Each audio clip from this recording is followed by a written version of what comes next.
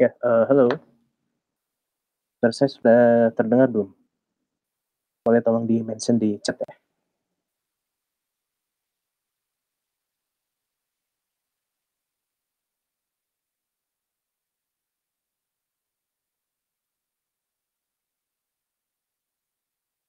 Baik, sudah jelas ya.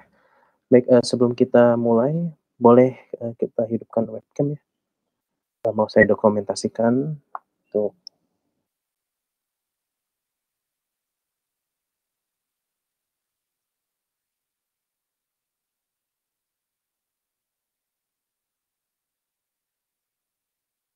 ya, silakan, Mas dan Mbak atau Bapak dan Ibu boleh menghidupkan webcam, akan saya screenshot ya untuk dokumentasi pembelajaran tamu hari ini.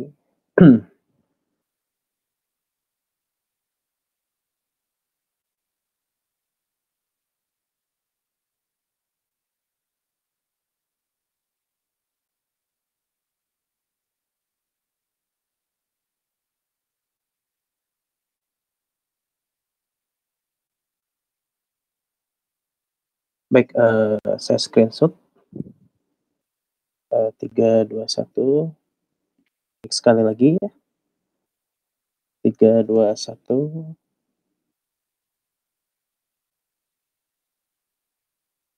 Baik, terima kasih, yang sudah on cam, silakan boleh di-off-kan kembali, ya,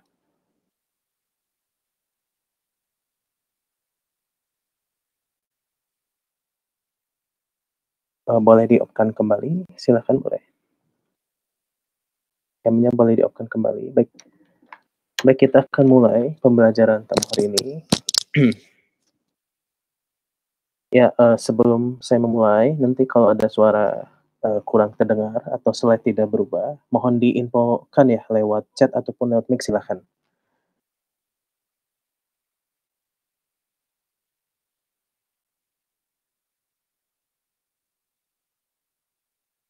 Baik, ini sudah terlihat ya?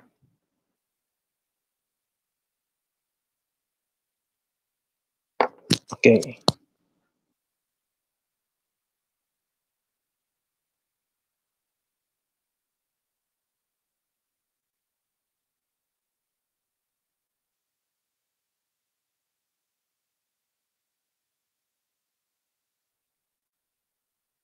Baik, mohon tunggu sebentar.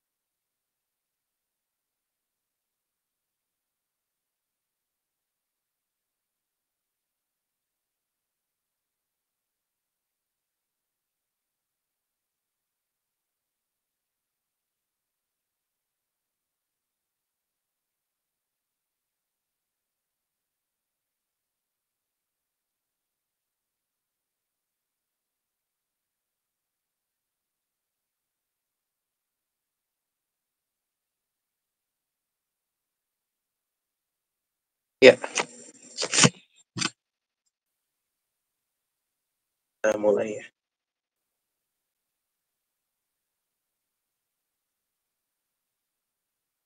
Baik, selamat pagi. Hari ini kita akan belajar tentang tren riset machine learning ya. Jadi machine learning ini memang banyak dibutuhkan dalam berbagai riset ya. Riset dalam objek, bisa dalam makanan, kemudian dalam hal data yang berasal dari medsos. Ketiga, bisa dalam hal pemalsuan suatu barang dan sebagainya. Nanti kita lihat contoh di bawah, banyak orang sudah meneliti tentang machine learning ini yang bisa diterapkan dalam berbagai aspek ya. Baik, sebelum kita mulai, nanti teman-teman bisa mencoba ya untuk mencari jurnal di Science Direct ya. Ini tentang apa saja yang teman-teman bisa explore dari pembelajaran hari ini. Nanti dicobakan, boleh dibuka sciencedirect.com. Kemudian nanti teman-teman bisa filter keyword ya yang akan kita cari. Sebagai contoh, saya menaruh keywordnya machine learning. Nanti di sini muncul banyak karya ilmiah yang telah diteliti oleh banyak peneliti. Ya, ini salah satu site yang telah diakui secara dunia ya. Dan para peneliti memang merujuknya pada umumnya ke sini, gitu ya. Kemudian teman-teman nanti bisa coba ya, ini publish or perish, bisa teman-teman download ya, nanti diklik aja di Google. Ini salah satu cara kita untuk mengetahui gimana sih tren riset yang akan kita telaah gitu. Bisa jadi nanti kan teman-teman, bagi yang belajar di SIP kan ada namanya Project Capstone ya. Mau itu data science ataupun UX dan sebagainya, atau cyber security, itu pasti membutuhkan suatu riset ya. Riset yang sifatnya cepat ya. Karena kita tujuan akhirnya adalah untuk mendevelop seluruh keilmuan yang kita punya gitu ya. Nah, di sini kita lihat bahwa dalam hal mencari jurnal menggunakan tools ini ya, publish or perish ya. Jadi teman-teman bisa buka ya, kemudian kita bisa taruh di sini keyword ya. Misalkan keyword machine learning, kemudian algoritmanya seperti apa, supervised, dan ini turunan dari supervised learning ya. Jadi ada 3 kata kunci yang umumnya kita cari ya. Nanti di sini muncul beberapa rujukan dan teman-teman bisa klik di sini ya. Diklik aja di title yang teman-teman cari ya. Itu untuk cara kita melihat gimana sih machine learning ini dalam berbagai aspek ya. Ataupun Anda juga bisa melihat berbagai publikasi dengan cara menulis autornya ya. Mungkin teman-teman bisa melihat satu rujukan dulu, lihat author tersebut dan tuliskan di sini. Misalkan di sini Madia ya. Tinggal di search ya di sini. Diklik. Ini tahunnya bisa diatur. Ini 4 tahun ya. 4 tahun, bisa dari 10 tahun ke bawah atau 15 tahun ke bawah ya. Ini kita lihat berbagai publikasi yang ada ya. Gitu, ini cara untuk mencari jurnal yang terindeks Scopus ya. Lalu kita contoh ya, ini kita melihat di sini bahwa misalkan publikasi dalam Hayati Jurnal Bioscience, kita ingin lihat gimana sih jurnal ini terindeks seperti website berikutnya ya. Ketikkan nama jurnalnya atau publishernya, nanti muncul keterangan ini di Indonesia dan penyediaannya di PBB. Nanti setelah Anda klik di bawah ada keterangan bahwa jurnal ini terindeks Q3. Jadi jurnal yang baik ya untuk karya ini ya. Biasanya kita merujuk dari Q1 sampai Q4 atau ini secara Scopus ya. Kalau nasional ini Sinta 1 sampai 7 ya. Seperti itu ya untuk informasi awal ya. Ketika kita ingin memahami karakteristik dari masing-masing learning. Baik, kita masuk ya. Ini ada beberapa contoh publikasi yang telah saya ajak dari penulis berikut. Ini pada tahun 2023 masih proses ya. Ini tentang review artikel terkait machine learning, research reference di Afrika. Tiga tahun review dan review analisis review. Jadi peneliti ini menulis dan cari bagaimana sih tren machine learning ini dalam 3 tahun terakhir. Artikel ini 2053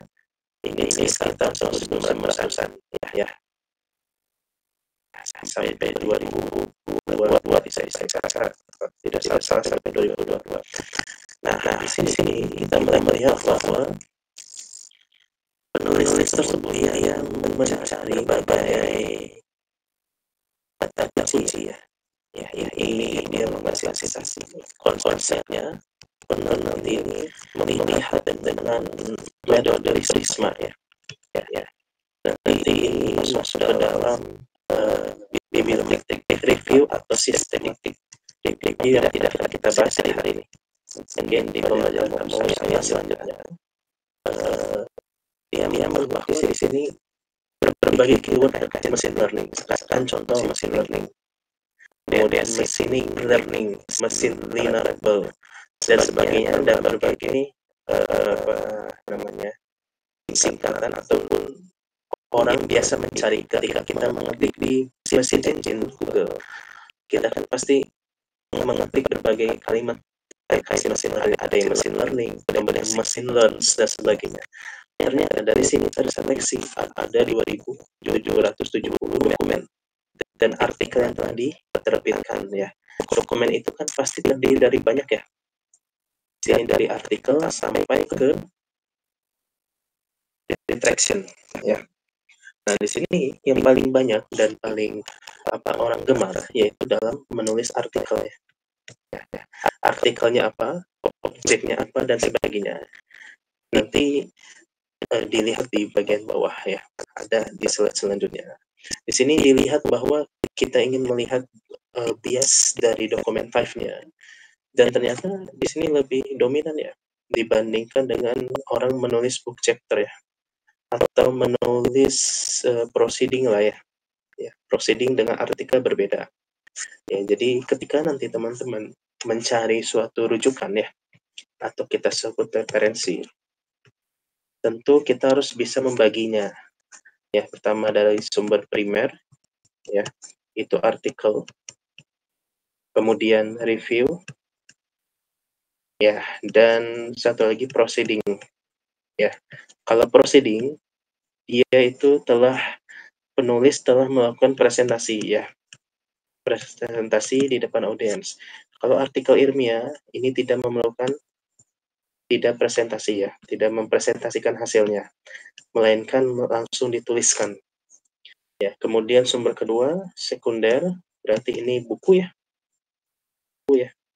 Buku, kemudian data paper,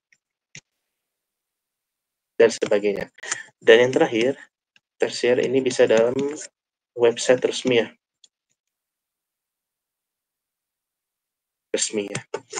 Oke, jadi itu cara mencari tren risetnya. Dan kita lihat di sini berdasarkan rujukan ya, rujukan yang saya acu. Ternyata tren riset mesin learning ini sangat digemari ya, dan puncaknya ini pada tahun 2012 ya. Ini banyak orang melakukan penelitian. Nah, penelitiannya dia banyak dalam disiplin ilmu masing-masingnya. Tapi di sini yang paling dominan adalah, kita lihat di sini. Ya, di sini yang paling banyak ini bidang computer science ya, dan electronic engineering. Ketika kita lihat, kalau Anda nanti mau mencari rujukan tentang machine learning, berarti nanti mungkin kita bisa merujuk ke IEEE ya. Ini penyedia publisher terkait electrical dan informasi sistem computer science ya. Kemudian telekomunikasi dan sebagainya. Di sini yang masih sedikit saya lihat ini tentang science food ya. Kemudian forestry, kehutanan, dan sebagainya. Jadi ini bisa menjadi ladang atau ilmu atau ide ketika kita ingin menerapkan machine learning ini dalam bidang-bidang yang belum tersebut di sini. Ya, tren riset learning ini bisa kita aplikasikan dalam berbagai multidisiplin ilmu, gitu ya, teman-teman ya. Baik, kita lihat di sini ini luang lingkup machine learning. Mungkin bagi yang hadir pembelajaran tamu saya sebelumnya ini sudah saya jelaskan bahwa machine learning di sini, ya, kita berbicara machine learning, ya, ini dia berada di dalam suatu lingkup AI ya. Ya, di mana machine learning ini dalamnya, ya, ibaratnya kita machine learning itu pohonnya dan cabangnya adalah objek bidang keilmuan kita masing-masing. Barangkali yang hadir di sini pada pembelajaran tamu ini beragam ya dari berbagai bidang masing-masing. Mungkin nanti bisa dicatkan ya. Saya dari bidang teknik atau saya dari bidang ekonomi dan sebagainya ya. Jadi di sini kita tidak bisa mengkotakkan bahwa machine learning ini khusus bidang computer science atau IT ya, engineering dan sebagainya, tidak bisa. Melainkan orang banyak menggunakan machine learning ini untuk memudahkan ya. Contoh di kimia ini pun ada ya. Ada orang menerapkan ML, machine learning. Kemudian dalam physiological data juga sama, dan econometrics ya. Bahkan di sini ranting baru ya dalam bidang keilmuan. Saya rasa saya pernah mendengar terkait bidang sosial ya. Sosial sudah ada yang menerapkan konsep machine learning ya. Kalau Anda pernah dengar tentang PLS SEM ya. Nah, ini adalah konsep machine learning juga ya. Dia menerapkan PLS yang berarti dia menaruh variabel X dan Y-nya. Ya, ini kan salah satu konsep dasar kita dalam machine learning ya. Ini structure equation modeling. Jadi dia ke arah pemodelan. Ya, ini biasanya diterapkan di bidang sosial ya. Gitu, sosial dan mungkin ekonomi juga ya. Jadi seperti itu. Jadi banyak ya, machine learning ini diterapkan dan konsepnya pun sama ya. Ada input, kemudian fitur ekstraksinya kita kita lihat datanya, nolnya dan sebagainya, missing value-nya dan lain-lain ya. Hingga ke statistical descriptive-nya ya. Di sini kita cek ya, kemudian kita klasifikasi mau dengan apa nih modelnya. Lalu kita output-nya seperti apa. Ya, berbeda dengan deep learning, dia ini ada layer-nya ya. Ini layer ada pembatas ya antara fitur ekstraksi dan ke modelingnya di tengah sini ya. Tapi kita tidak bahas ke sini, melainkan kita fokus ke machine learning pada hari ini gitu ya. Jadi kedua keilmuan ini memang diampuh dari AI gitu ya. Jadi masing-masing cabang ini adalah machine learning yang mana nanti kita lihat penerapannya di bawah ya kayak gitu. Oke. Ini contoh aja ya, contoh ilustrasi posisi pembelajaran mendalam ya deep learning dengan machine learning seperti apa. Jadi ibaratnya kita masuk ke dalam, kalau kita berbicara AI ya, pasti pertama ini masuk ke dalam machine learning dulu ya. Methods to learn from data ya, or past experience ya. Berarti dari pengalaman sebelumnya, yang berarti bahwa kita menggunakan suatu database ya, atau kita gabungkan antara database dengan data primer kita. Data primer itu bisa dari data hasil riset kita gitu ya. Data primer plus data base gitu ya. Which automates analytical model building. Nah, ini berkaitan dengan statistik ya. Jadi kita tidak bisa mengesampingkan keilmuan statistik di dalam machine learning yang akan kita pelajari. Kemudian, kalau kita berbicara dengan deep learning ya, kita ini melakukan berbagai multi layer ya. Ya, saya tidak mendalami bagian deep learning ya, tapi saya hari ini kita bahas ke machine learning ya. Baik, ini ketika kita ingin menjadi data scientist ya, ini dikemukakan oleh ilmuwan ya. Anda nanti bisa cari rujukan ini. Miss Neves et al. 2016, dia menyebutkan bahwa data scientist dan data analis ini tidak bisa dipisahkan.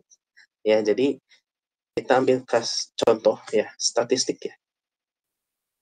Ya, ini kita tidak bisa dipisahkan dari story from data. Nah, gitu. Jadi ini semua saling berkaitan dan kita tidak boleh mengkotak-kotakan, oh, statistik ini masuknya ke ranah FMIPA. Ya. Ini tidak seperti ini.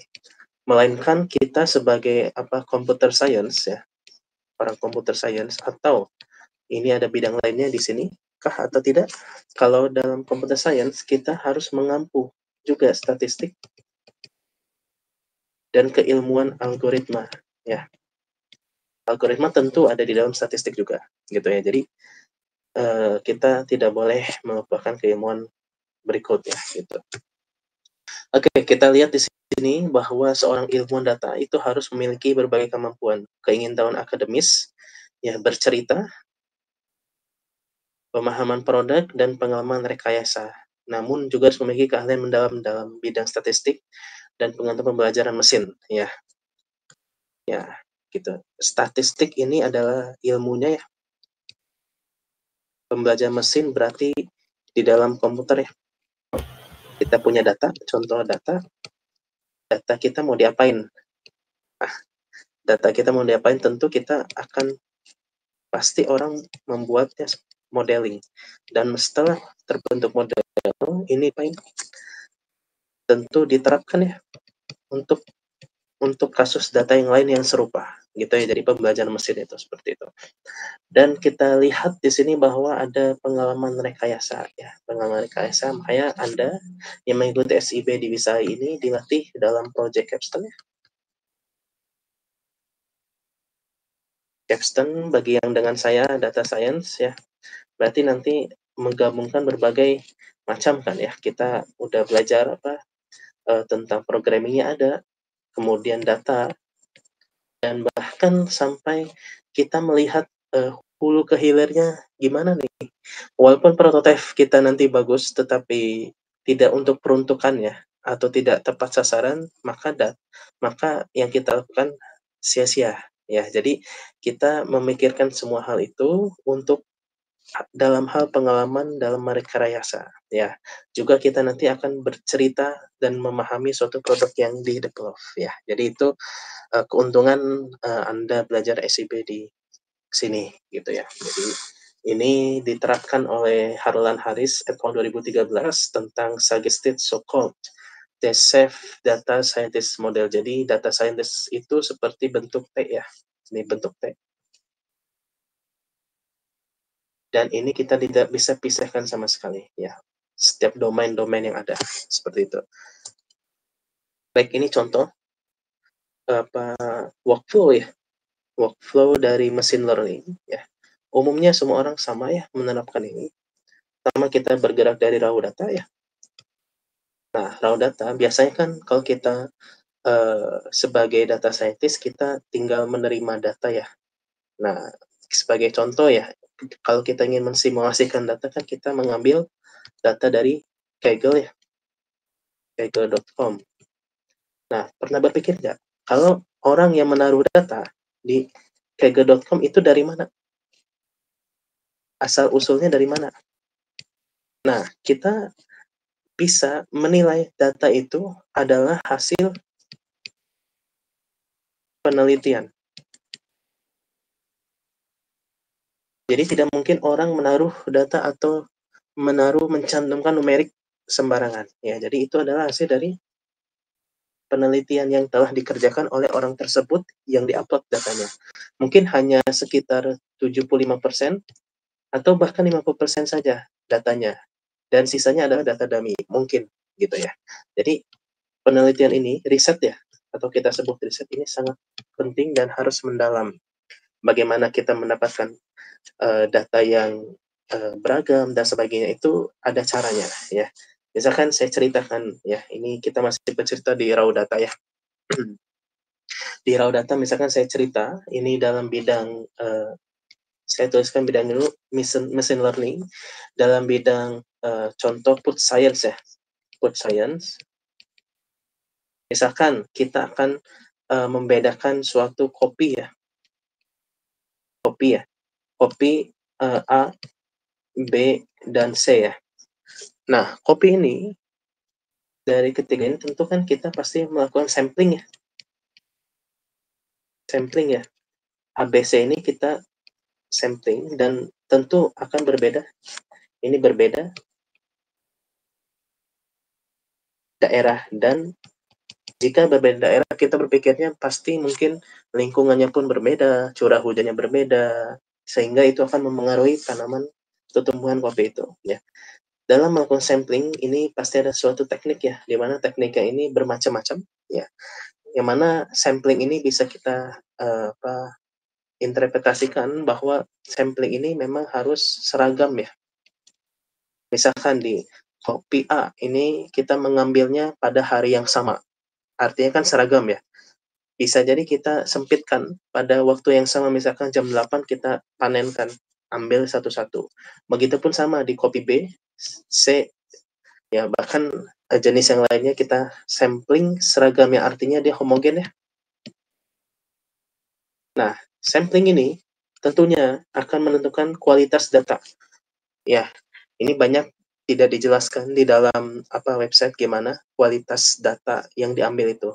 Namun, saya pernah melihat contoh dari Kaggle. Ini ada orang yang menaruh data hasil penelitiannya, yang berarti bahwa data itu kualitasnya baik, ya. Dan mempersilahkan pembaca untuk belajar tentang data, gimana pengambilannya, kemudian samplingnya seperti apa, pengulangannya seperti apa, kondisi lingkungan seperti apa, dan sebagainya. Itu penting dalam menentukan kualitas data kita. Nah, kita sebagai orang computer science ataupun yang ahli data science lah ya, pasti kita akan bergeraknya menerima data kan, menerima data tanpa kita tahu asal-usul data itu seperti apa. Bisa jadi kan eee, ada pencampuran data ya, antara data A, B, dan C ini, gitu. Itu contoh kecilnya. Nanti kita lihat contoh risetnya, di bawah ada. Ya, ini kita lakukan prepare data, kemudian clear data, ini udah tugas kita ya. Dari sini sampai bawah ini tugas kita sebagai role data scientist ya. Nah, tetapi apakah kita hanya memahami berbagai langkah saja ya? Tentu kita harus memahami asal-usul data itu seperti apa. Khawatirnya kita sudah benar dalam memproses dan sebagainya, namun datanya itu tidak baik. Ya, nanti kita lihat contoh di Kaggle gimana sih cara kita merujuk data yang baik dan benar. Oke, ini biasa ya, ini kita, memilih algoritma yang cocok ya, ini bisa, supervised learning atau saya singkat SL ya. Satu lagi, unsupervised, US lah, USL ya, unsupervised learning ya. Jadi kalau supervised learning itu gampangnya dia pakai, data trend dan data set ya, data set dan data trend ya, gitu. Di training, fit a model ya, kemudian kita validasi, examine fit ya, puas atau tidak, kalau tidak kita balik lagi ke model, lalu kita prediksi, ujungnya kita prediksi kalau pemodelan itu ya. Jadi bisa prediksi harga dan sebagainya, ini tergantung kebutuhan kita dalam meriset sesuatu ya. Ini contoh deep learning workflow. Perbedaannya ini memang dalam hal data ya, data ini tentu dilakukan visualisasi, sedangkan di awal ini kita melakukan EDA ya. Kalau di machine learning, exploratory data analysis. Mungkin teman-teman udah belajar di pembelajaran terjadwal ya. Juga di sini perbedaannya memang kita lihat tidak terlalu berbeda dengan langkah dari machine learning workflow. Ini perbedaannya hanya pada step satu aja ya. Untuk performance dan sebagainya tentu dilakukan juga pada machine learning. Ini contoh terkait publikasi ya, publikasi ya, publikasi. Kita lihat di sini yang paling menonjol adalah reinforcement learning ya. Orang minatnya di sini, ini tentang game, kemudian navigasi dan sebagainya. Kita lihat di unsupervised sama supervised seperti apa. Ya ternyata diminati juga ya. Ya, jadi banyak orang yang meneliti tentang ketiga hal ini ya. Ini machine learning pembagian seperti berikut. Kalau umumnya ya, apa yang dilakukan, misalkan kita punya case-nya dalam hal sentimen analisis ya. Tentu kita menggunakan ini, supervised learning. Kalau yang unsupervised ini berkaitan dengan biasanya klasifikasi ataupun clustering dengan PCA ya, Principal Component Analysis ya. Seperti itu. Jadi tergantung kebutuhan masing-masing. Nanti kita lihat contoh di bawahnya ya. Oke, baik, ini contoh algoritma supervised learning ya. Jadi kita punya data ya, input raw. Ini ada yang melakukan dataset dan tren datanya, kemudian diproses dan outputnya seperti apa dari data kumpulan datanya. Lalu kalau perbedaannya dalam hal unsupervised, berarti dia tidak melakukan data tren dan data set ya. Jadi dia tidak melatih dua data itu ya, seperti itu. Jadi kita lihat di sini perbedaan dari dua algoritma itu. Kita lihat lagi di sini bahwa ini algoritma unsupervised learning di mana biasanya kita terapkan dalam PCA ya, Principal Component Analysis. Ya, kita melihat fitur datanya seperti apa yang dibutuhkan ketika kita melakukan PCA. Tentu kita membutuhkan data X ya, yang mana data X-nya itu sebagai contoh, saya kasih contoh di sini ya. Misalkan kita ingin membedakan yang gampang, misalkan ada tomat ya, tomat Bogor, Depok, dan Bandung. Apakah ketiga ini sama atau berbeda? Atau ketika kita membeli tomat misalkan dalam bentuk bubuk ya, misalkan kita melihat ketiga bentuk ini dalam bentuk serbuk atau saya bilang bubuk ya.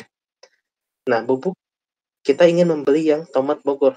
Nah, apakah yang dijual di pasar ini adalah tomat Bogor asli atau dicampur dari berbagai daerah? Nah, tentu kita membutuhkan suatu algoritma dan metode PCA untuk membedakan ketiga tomat ini gitu ya. Jadi tentu dalam hal pertumbuhan, lingkungan, cuaca sehingga jadi tomat itu ya. Dan setelah itu kan biasanya orang menjualnya itu bisa dalam bentuk tomat asli ataupun ada yang sudah dibubukkan ya. Jadi ini ketika kita melihat bubuk ya, kita melihat tomat itu beneran dari ketiga daerah atau bukan ya, atau bisa jadi salah satu.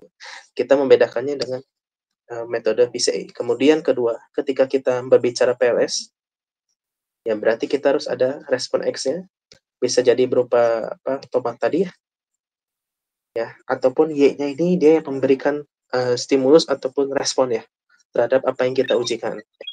Ini dan teknik lainnya seperti berikut ya. Ini untuk klasifikasi, ini untuk kalibrasi, dan PCA ini biasanya untuk EDA ya.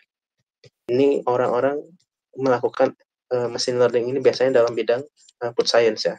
Jadi mengkotakkan meringkas ya dengan ringkasan yang tertera di slide ini gitu ya. Oke, kita lihat ya di sini contoh riset ya. Contoh riset saya membaca banyak riset terkait machine learning, dan saya simpulkan bahwa semuanya sama ya, mau kita terapkan dalam objek manapun sama ya. Konsepnya ini sederhana ya, ada data ya, kita lakukan pre-processing. Tentu di sini ada EDA dulu ya, pre-processing, lalu kita bentuk model, terus kita evaluasi. Dalam hal evaluasi dan model, ini yang berperan adalah statistik ya. Gitu. Ya. Kita lihat di sini contoh riset sentiment analysis ya. Nanti Anda bisa coba download atau lihat di Google ya. Ketikkan aja dan keywordnya sebagai berikut. Nanti lihat di sini, ini tentang sentiment analysis commuter line using machine learning based on Twitter data. Jadi ada kata kunci machine learning ya. Kemudian di sini commuter line, Indonesia commuter line ya, dan sebagainya. Di sini kita lihat bahwa menggunakan berbagai klasifikasi model seperti berikut ya. Nah, ini dari abstraknya. Kemudian yang apa sih yang diteliti? Akurasi. ya, akurasinya seperti apa dan sebagainya. Ini keyword-nya nanti Anda bisa cari. Jadi tujuan menaruh keyword ini agar user yang mencari, tentang sentimen analisis dalam komuter lain ini, langsung bisa dicari dan tuju. Jadi kita membutuhkan keyword, di mana setiap publikasi ini pasti mencantumkan keyword minimal, 4 sampai 5 kata, ya. Poin pentingnya apa di sini? Poin pentingnya bahwa setiap orang yang akan meneliti tentu dataset, dari mana sih datasetnya? Tergantung. Misalkan ini datasetnya dari Twitter ya, atau mungkin sekarang, sudah berubah ya, namanya jadi X ya. Nah, Twitter dari orang meng-tweet ya, ataupun, dalam hal apa, orang mengeluh biasanya, apa, seperti berikut ya kita baca. Nah, ini hasil dari, Twitter kalau saya baca di jurnal ini. Jadi kita lakukan apa, dataset itu kita ambil ya, kita ambil, kita kumpulkan di dalam suatu, penyimpanan kita. Kemudian kita lihat dalam hal kalimatnya, apakah kalimat itu perlu di-preprocessing atau tidak, ya. Ternyata dari data itu perlu dilakukan preprocessing dalam hal berikut 1.1 sampai ke 6, ya. Ini adalah langkah-langkah preprocessing. Ya, kenapa harus di-preprocessing? Karena agar kita melihat, data itu memang data yang asli, yang intinya sama, ya walaupun bungkus kalimatnya ada kalimat, kata hubung, imbuhan, dan sebagainya. Itu harus kita singkirkan terlebih dahulu, ya, seperti itu. Jadi kita memerlukan preprocessing data. Ini contoh data dalam hal sentiment analysis, ya. Ya, misalkan pertama, remove punctuation ya, ini menyiapkan contoh di sini menyiapkan uang tunai sesuai tarif ya. Ini perbedaannya apa? Coba kita lihat di sini, perbedaannya, kita lihat di sini tidak ada koma ya. Saya sanggup koma ya. Ketika lihat di sini sih saya sanggup, langsung masuk ke kalimat selanjutnya, kalau menyiapkan waktu lebih saya nggak sanggup Om. Nah, gitu. Jadi kita menghilangkan apa, tanda koma di dalam kalimat yang kita ambil. Jadi yang ini adalah kalimat original, ini kalimat yang sudah diubah atau sudah dilakukan pre-processing. Selanjutnya kita lihat misalkan ada number, itu ada tanda, eee, simbol lain-lainnya itu kita hapus ya. Jadi tidak diikut sertakan dalam pengolahan data ya. Hingga ke dalam, apa namanya, kata, yang digarisbawahi misalkan ini, apakah tombol darurat yang dipasang? Nah, yang dipasang, tombol darurat dipasang gerbong. Jadi disesuaikan kalimatnya untuk agar, seragam ya. Jadi preprocessing itu seperti itu konsepnya. Ini untuk di dalam sentiment analysis. Lalu lanjut ini hasilnya ya. Ketika telah dilakukan preprocessing, tentu kita memerlukan statistik. Statistiknya apa sih? Itu berupa kappa value. Ya, nanti Anda bisa cari seperti apa sih kappa value. Ini untuk melihat, data anotatornya itu seperti, bisa kita acu atau tidak, ya. Kemudian kita lihat akurasi, ini ketika bentuk suatu model, ya, model berapa sih akurasinya? Biasanya kan akurasinya itu mendekati 1 ya. Bisa jadi 0,7 sampai 1 ya. Jadi tergantung, peneliti menulisnya ya. Akurasi biasanya ini 0,8 bisa sampai 1 ya. Ini untuk, R-nya. Kemudian kalau misalkan kita menggunakan, kuesioner ya, misalkan penelitian kita nanti menggunakan kuesioner, kita harus menguji dulu kuesioner ini reliabilitas atau gimana ya. Ini nanti berhubungan sama, apa, Cronbach's alpha-nya ya.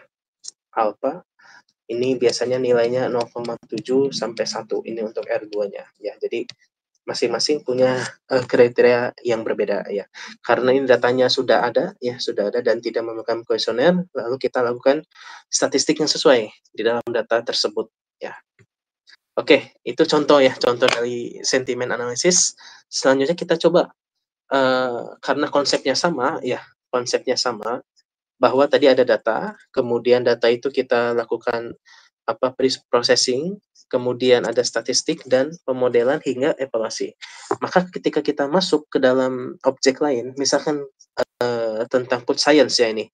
Ini tentang pemalsuan dari apa, tepung, macam-macam tepung ya. Nah, kita lihat di sini tidak ada bedanya, semua ini konsepnya sama machine learning ya. Kita jangan pusing dengan, objeknya. Ini objeknya tentu, melihat bahwa penulis ini mengedepankan kata chemometrics, yang mana kan tadi kita lihat di awal chemometrics ini itu asal-usulnya dari machine learning kan ya. Nah, dia mengambil datanya pakai NIR. Ya, NIR ini kalau Anda mengikuti pembelajaran tamu saya sebelumnya, bahwa ini kita mengambil data dengan cara, menembakkan cahaya ke dalam atau energi ke dalam sampel kita. Sehingga kita misalkan punya energi gini, kita tembakkan ke dalam sampel, nanti dari sampel ini jadi numerik. Nah, ini asal-usul data kita. Ini kita sebut sebagai raw data. Sama aja kan konsepnya, ini raw data. Lalu apa yang diteliti? Yaitu dari sisi cassava, taro, dan wet flour. Ya, kita lihat harganya ini semakin naik semakin tinggi ya. Jadi yang tepung talas ini lebih tinggi daripada tepung terigu. Kita ingin lihat bahwa di sini dalam sisi hal spektrum NIR ya, ini NIR, ini bisa kita terapkan di food science juga. Tentu memiliki perbedaan yang cukup ya dari hal spektrumnya, dan kita yang penting melihat gimana sih klasifikasinya. Oh, ternyata dari ketiga ini, lihat ada taro, ada cassava, dan ada wet flour, ini berbeda. Semuanya berbeda, dan berarti bahwa ini bisa kita lihat ketiga tepung ini berbeda. Dan apabila kita membeli dari suatu pedagang, misalkan kita ingin membeli tepung talas nih, ini benar nggak nih tepung talas? Nah, kita lakukan pengujian, lalu kita lihat dalam hal principal component analysisnya, ternyata ini adalah betul tepung talas dan tidak ada pencampuran di dalamnya. Nah, jadi penerapan machine learning bisa sampai sana, ya. Tidak hanya data dari medsos dan sebagainya. Ya, ini saya memperlihatkan bahwa Anda belajar machine learning ini penting ya, yang mana nanti objek datanya jangan heran kalau misalkan dari bidang-bidang lain. Yang penting konsepnya sama, ada data, data itu kita lakukan EDA, preprocessing sampai ke pemodelan. Oke. Ini contoh selanjutnya ya, kita masuk ke dalam, mungkin ini membandingkan ya, comparing machine learning sama human judge in satu Indonesia awarding. Ini dari PT Astra ya, data PT Astra. Nanti teman-teman bisa baca ya, bisa baca, ini data menarik ya. Ini penelitiannya. Jadi penulis ini ya, penulis ini dia menggunakan software Orange Data Mining. Ya, mungkin teman-teman sudah pada belajar ya. Software yang menurut kita sederhana ya, gampang penerapannya, ini bisa merepresentasikan data dalam jumlah ribuan ya. Jadi ini tidak, proses pembelajaran mesinnya ini menghindari NLP, Natural Language Processing, dan memanfaatkan regresi. Jadi hanya memanfaatkan regresi ya dari ribuan teks histori sebelumnya. Ya, nanti Anda bisa lihat di sini menggunakan algoritma supervise mungkin ya. Ini supervise, semuanya supervise, yang berarti bahwa ada data trend dan ada data set ya. Ya, ada data trend dan data set. Supervise berarti ada data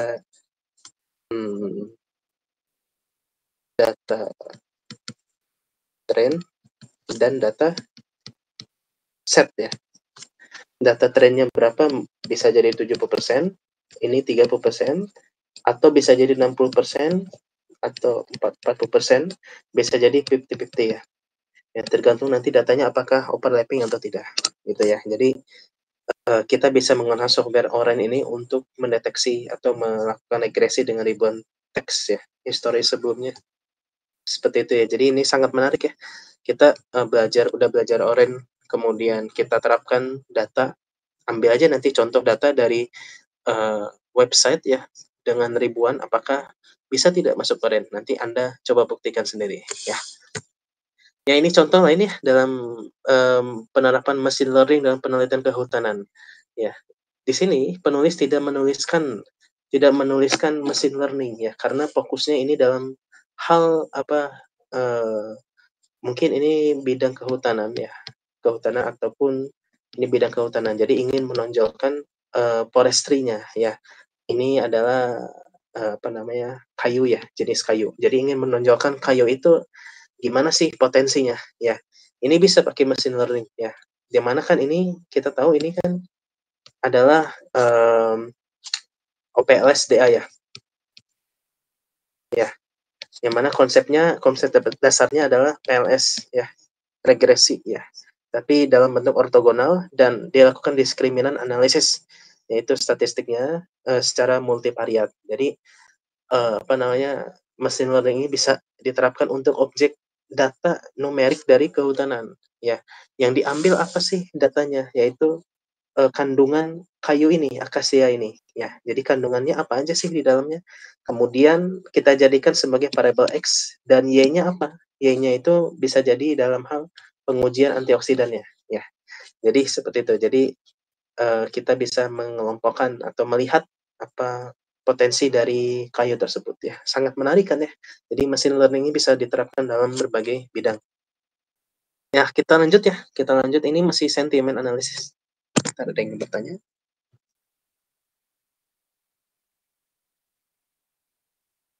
Oke. Oke, kita lihat, bidang selanjutnya ini sentiment analysis ya, Twitter discussion and emotion about COVID. Ini saat COVID ya 2020, yang mana kita lihat di sini konsepnya sama ya, sampling, data collection, pre-processing, kemudian pakai algoritma apa, dan seperti apa metodenya, ya. Di sini lihat bahwa, datanya, apa namanya, ini menggunakan LDA ya, atau regresi dengan statistik ya, dengan topik-topik utama yang mana dari distribusi kata-kata di dalam kumpulan dokumen. Jadi mengumpulkan, kalimat-kalimat yang berasal dari Twitter ya. Dan, kita lihat di sini risetnya popular Unigram include virus, lockdown, dan quarantine ya. Jadi berbagai keyword ya dicari di Twitter untuk melihat emotionnya seperti apa ya.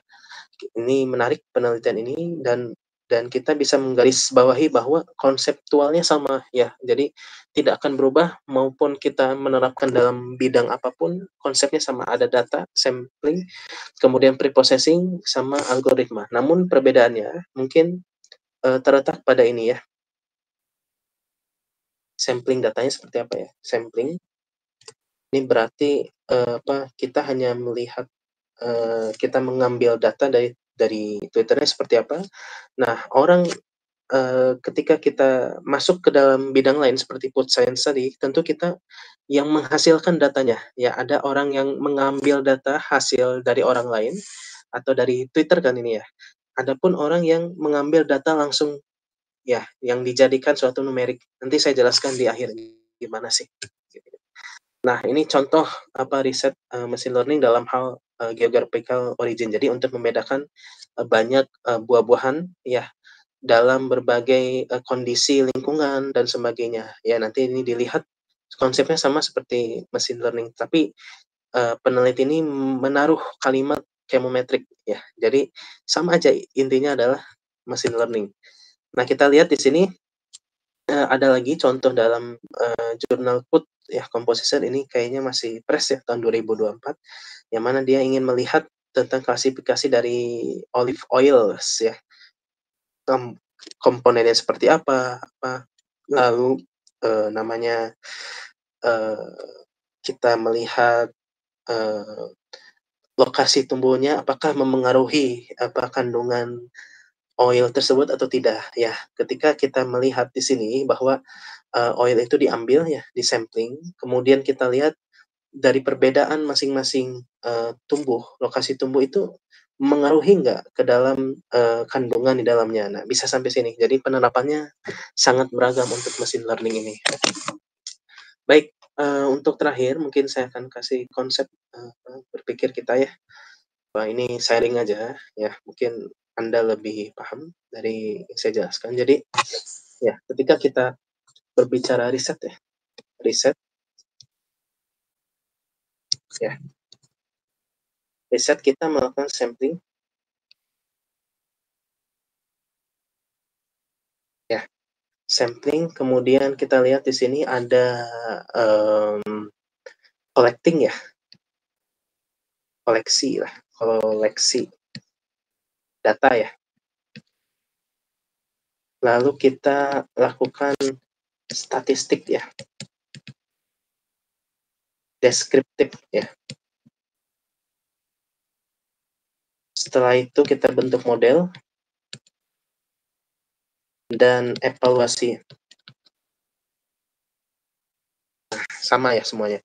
Yang membedakan, misalkan saya keilmuan kimia ya. Saya contoh keilmuan kimia. Yang membedakan adalah dari hal sampling ya. Kemudian dalam hal statistika deskriptif ya. Dan terakhir mungkin evaluasi yang dibutuhkan. Jadi perbedaannya tuh sangat sedikit ya. Konseptualnya sama, semua orang maupun computer science dia secara garis besar seperti berikut ya. Jadi ketika kita masuk ke dalam statistik deskriptif ya, kita kan di sini ada namanya distribusi ya. Data seperti apa. Kemudian mungkin teman-teman mengenal yang namanya Z-score ya. Ya, Z-score gimana sih nilainya kalau misalkan min 1 sampai dengan plus 1 gitu, yang mana yang diambil? Tentu kan kita mengambil yang plus 1 kan, data itu yang diikut sertakan. Kemudian ketiga, mungkin kalau dalam hal ingin melihat secara mendetail, kita lakukan uji pencilan ya. Mungkin sama kayak Z-score, tapi uji pencilan ini atau misalkan pencilan itu berarti kita melihat data itu ada kemiripan nggak dengan data kesekian. Misalkan data 1 ada kemiripan nggak dengan data 1.500 ya, data ke 1.500 ada kemiripan atau tidak. Nah, kita lakukan uji pencilan ya. Ini macam-macam yang diuji pencilan. Ada yang sederhana pakai Dickson, terus yang ruwet pakai groups ya, di groups ya. Jadi macam-macam di dalamnya ya. Dalam hal sampling ya, sampling tentu kita melihat di sini sampling ini berarti kalau misalkan kasusnya seperti tadi yang sentiment analysis, berarti kan dia mengambil data ya, mengambil origin data ya, berarti original data ya, apa adanya gitu, datanya dari medsos ataupun dari hal yang lainnya ya. Ini satu bisa dengan gini. Kemudian kedua kita bisa melakukan sendiri, mengambil data itu sendiri ya. Misalkan dari samplingnya saya punya contoh misalkan orang yang melakukan budidaya ya, budidaya misalkan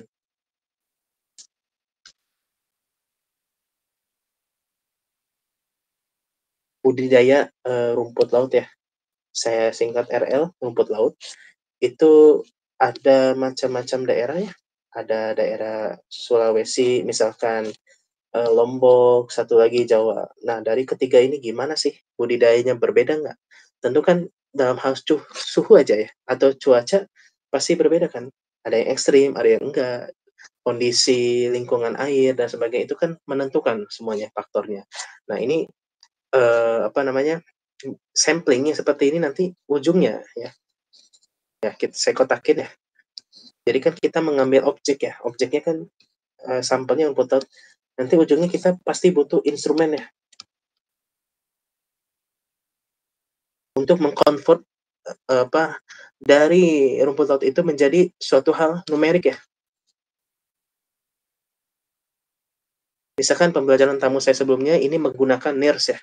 NIRS atau near infrared lah. Jadi kita menembakkan sejumlah energi ke dalam rumput laut itu sehingga diperoleh data numerik. Nah, data numerik ini adalah hasil dari sampling kita. Jadi ini lebih ribet ya. Kalau orang mengambil datanya dari suatu bentuk objek kayak tumbuhan, kemudian hewan, bahkan waktu pembelajaran tahun sebelumnya saya menjelaskan dari rambut sapi ya, untuk membedakan antara rambut sapi yang mengandung kortisol atau tidak.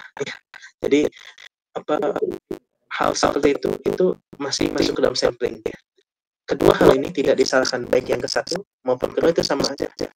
Yang mana nanti kita lakukan koleksi data ya. Koleksi data ini kan di dalamnya itu ada kita samakan namanya preprocessing ya. Nah, kan itu untuk menyamakan data itu dinormalisasi dulu atau enggak ya, atau data itu apa yang harus dihilangkan dan sebagainya ya. Jadi perbedaannya objeknya itu pada sampling ya. Jadi jangan sampai namanya, oh ini bidang, oh ini bukan bidang saya nih. Jadi saya tidak mau melakukan pengecekan data, jangan itu. Jadi kalau kita sebagai orang komputer science yang menerima data, tentu kita harus tanya data ini dari mana, asal usulnya seperti apa dan sebagainya ya. Karena yang penting informasi kita untuk melakukan EDA ataupun pemodelannya ya, sampai ke evaluasi itu penting. Baik, sampai sini ada yang tanyakan, silakan melalui chat lewat mic, silakan. Ini yang terakhir sampai menunggu jika ada yang tanyakan. Ya boleh ketika ada yang tanyakan.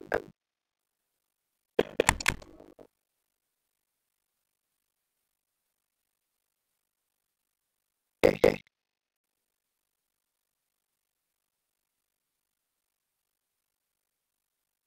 Ya, saya tentukan ya sambil menunggu jika ada yang ditanyakan. Jika ada nggak apa-apa.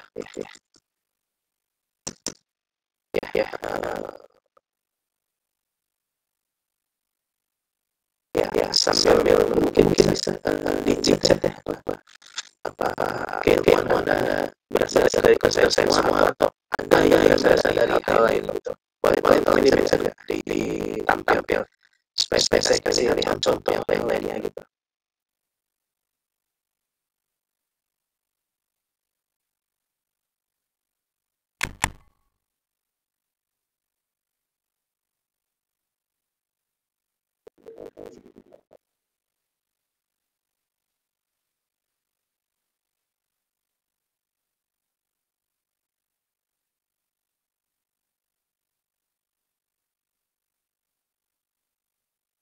Oke.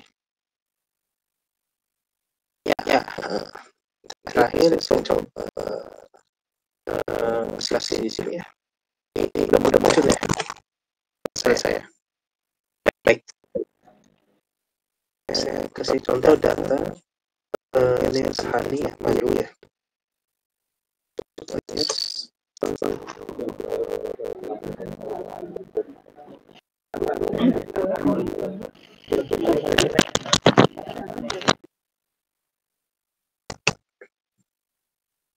Oke. Baik. Di sini saya coba PLS maju ya, ada di sini.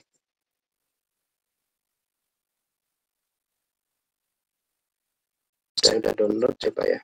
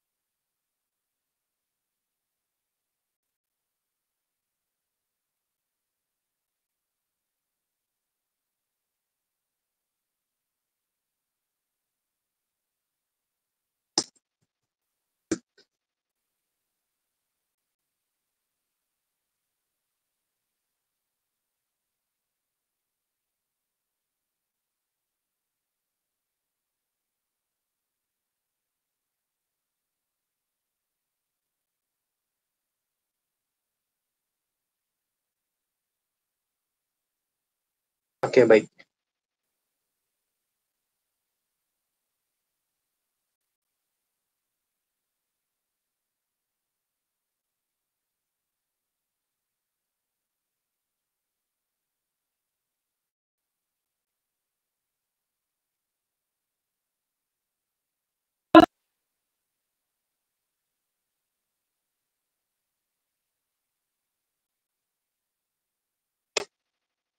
Ya, ini saya akan menunjukkan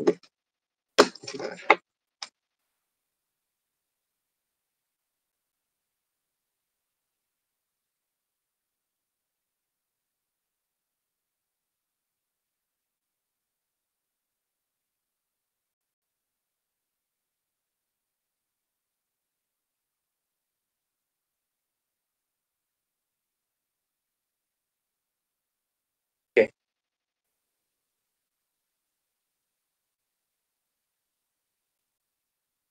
ya, misalkan Anda akan mencari tentang, NIRS ya, NIRS ini datanya. Nah, kadang apa namanya, peneliti ya, saya nyebutnya peneliti menaruh data set di dalam Kaggle ini ya, tentu kan ini ada input data ya, CSV ya, nanti bisa dicoba ya, kita coba download tuh. Nah, data ini tentu ada berbagai, namanya about this data ya. Ini yang baik ya ketika kita, mengambil suatu data tuh kita lihat inputnya gimana sih, dari mana aja sih data itu. Dan ternyata data yang, tercantum di Kaggle ini dia sudah, terpublikasikan, berikut ya. Jadi ini ada kodenya, tadi saya udah lihat di sini. Nah, nanti bisa dilihat bahwa, gimana sih, mengambil datanya seperti apa, metodenya seperti apa. Nah, itu nanti dipakai untuk kita bisa mengetahui hasil evaluasi juga pemodelannya yang cocok tuh kayak gimana sih, ya. Terkadang ada orang menaruh data di Kaggle ini tidak mencantumkan, brief datanya dan juga tidak mencantumkan referensi, ya, referensi data itu dari mana asal-usulnya, apakah data yang dibuat-buat ya atau tidak. Ternyata di Kaggle ini ada data asli yang dari penelitian mereka cantumkan dan masukkan ke dalam Kaggle ini. Ya, seperti halnya berikut, nanti Anda bisa lihat datanya seperti apa. Tentu ini data bentuknya CSV dan numerik ya, yang mana nanti bisa interpretasikan, dengan orange ataupun dengan, namanya apa itu, Google Collaboratory dan sebagainya ya. Jadi, menarik ini teman-teman, jadi hati-hati juga ketika kita melihat data di Kaggle ini ya. Ya, itu yang ingin saya tunjukkan. Baik, sudah jam 10 ya, sejam. Ada yang ditanyakan sampai sini sebelum kita tutup? Silakan jika ada yang ditanyakan.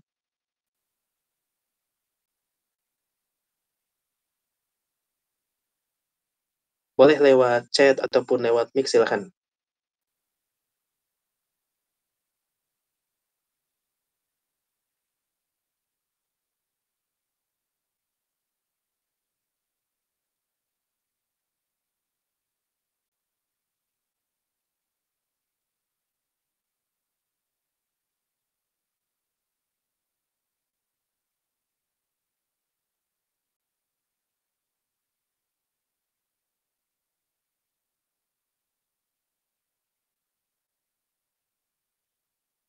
Baik, jika tidak ada yang ditanyakan, ya, silakan nanti kalau ada kendala terkait data ataupun hal yang lainnya, saya open diskusi. Nanti bisa disampaikan saat, pembelajaran terjadwal ataupun di luar itu silakan. Ya, terima kasih, semoga bermanfaat. Kita bertemu lagi nanti di pembelajaran tamu selanjutnya. Saya tutup, selamat pagi. Assalamualaikum warahmatullahi wabarakatuh.